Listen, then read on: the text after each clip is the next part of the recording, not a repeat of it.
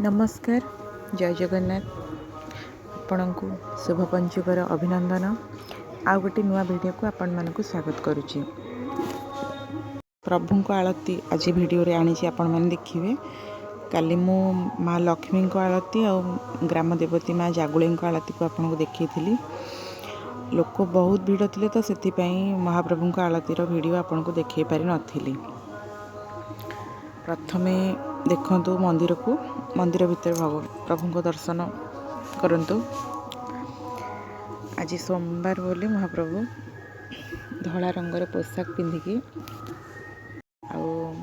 आमर जो पंचुकर मुरुज झोटी भी पकाई जाइए।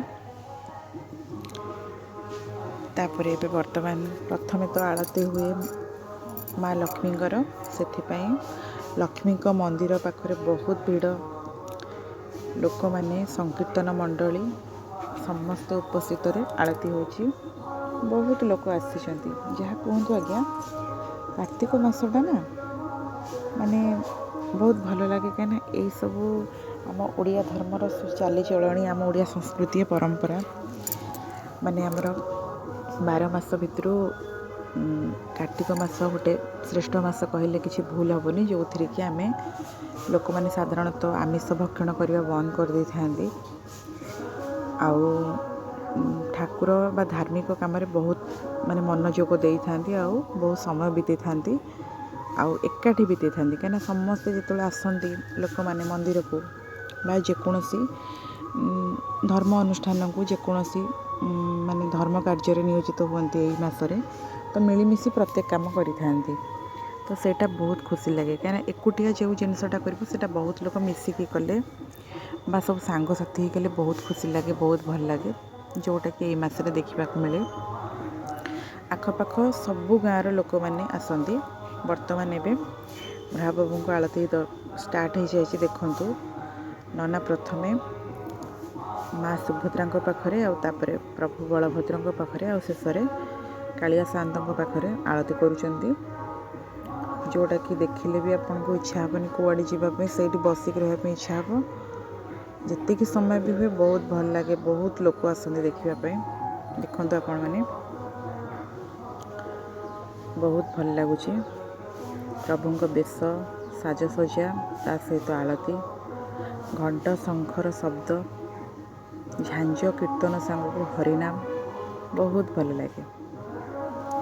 आउ एटा तो आमर जानते ओडिया घरर माने 12 मास 13 पर्व किंतु माने अधिक हम तथापि ओडिया माने सबू पर्वपर्वाणी को बहुत भल भाव पालन करते माने जो दिन जोटा हवा कथा से ओडिया माने माने जहाँ भी हेले ओकेजन को पालन करेंगे ही करेंगे से आम ओडिया माने सबुठु भल आमर संस्कृति आमर परंपरा देश विदेशर भी तार बहुत ख्याति हो गला समस्ते ओडिया संस्कृति परंपरा को भल पाँच देश विदेशर ओडिशा आसी प्रभु को दर्शन करुँच प्रभु बड़देल को जाऊँच महाप्रभु को डोरी पूरी न लगिले ना आपण जो घर पाखे भी जगन्नाथ मंदिर अच्छे जातु दर्शन करूँ प्रभु पाखे बसतु देखिए बहुत भल लगे बहुत शांति लगे जिते अशांति परिवेश थे ना थरे जाए प्रभु को दर्शन कर आसतु कि जेकोसी मंदिर आम घर पाखे अच्छी माँ का मंदिर हो प्रभु शिव शंकर मंदिर हो हनुमान मंदिर हो जो भी हो शांति लगे कहीं से गोटे किछिटा माने भगवान रही थाए जोटि आम गले ना जेकोसी अशांति हो जंजाल हो जेकोसी जिनिस चिड़चिड़ापण हो आमको भल लगे। आलती सरी जाइला वर्तमान बाहर परिसर देखु मंदिर प्रांगण लोक मैंने केते केते लोक आछन सूर्य मंदिर प्रीवियस वीडियो में कही लोक मैंने भी लाइन करी मंदिर परिक्रमा करुँच मंदिर तो देखिए आप जापे मंदिर कारुकार्य बहुत निखुण और सुंदर मु आ गोटे पूर्व वीडियो भी आपण मान सहित शेयर भी करी एबे देखंतु समस्त जाऊँच बेढ़ा परिक्रमा करुँच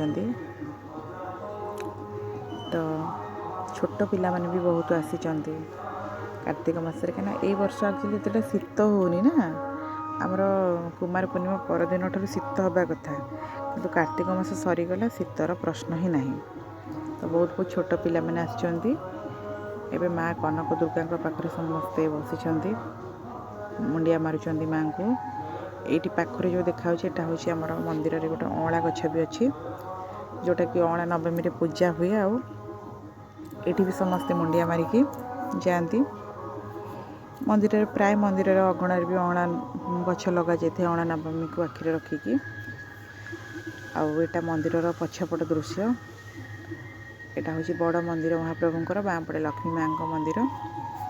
ଆଉ ଆମ ଗାଁର ମନ୍ଦିରର ଆଳତି କେମିତି ଲାଗୁଛି, ଯେଉଁ ଫ୍ରେଣ୍ଡସ୍ ମାନେ ଭିଡ଼ିଓ ଦେଖୁଥିବେ ନିଶ୍ଚୟ କମେଣ୍ଟ କରି ଜଣାଇବେ। ଯଦି ମୋ ଭିଡ଼ିଓ ଭଲ ଲାଗୁଛି ନିଶ୍ଚୟ ମତାମତ ଦେବେ ଆଉ ସେୟାର କରିବେ। ଆଉ ଭଲ ଲାଗେ ବହୁତ ପରିବେଶ, ମନ୍ଦିର ହଉ ଗାଁ ପରିବେଶ ତ ବହୁତ ସୁନ୍ଦର। ଆଉ ଆପଣମାନଙ୍କ ଆଡ଼େ ପ୍ରତିଦିନ ଏମିତି ଆଳତି ହୁଏ କି ନାହିଁ କମେଣ୍ଟରେ ଜଣାଇବେ। ପଞ୍ଚୁକ 5 ଦିନର ନିଶ୍ଚୟ ସବୁ ଆଳତି ଭିଡ଼ିଓ ଆପଣମାନଙ୍କ ସହିତ ସେୟାର କରିବି। ଏବେ ଲକ୍ଷ୍ମୀ ମାଆଙ୍କ ମନ୍ଦିର ପରିକ୍ରମା କରିକି ଘରକୁ ଯିବା। ତା ପୂର୍ବରୁ ଆଉ ଥରେ ମାଆଙ୍କ ଦର୍ଶନ ଆପଣମାନେ କରିନିଅନ୍ତୁ। ଦେଖନ୍ତୁ ମାଆ କେତେ ସୁନ୍ଦର ଦେଖାଯାଉଛନ୍ତି ଆଜି ଧଳା ଶାଢ଼ୀରେ, କାହିଁକିନା ଆଜି ସୋମବାର। ମହାପ୍ରଭୁ ବି ଧଳା ବସ୍ତ୍ର ପିନ୍ଧିଛନ୍ତି, ମାଆ ବି ଧଳା ବସ୍ତ୍ର ପିନ୍ଧିଛନ୍ତି।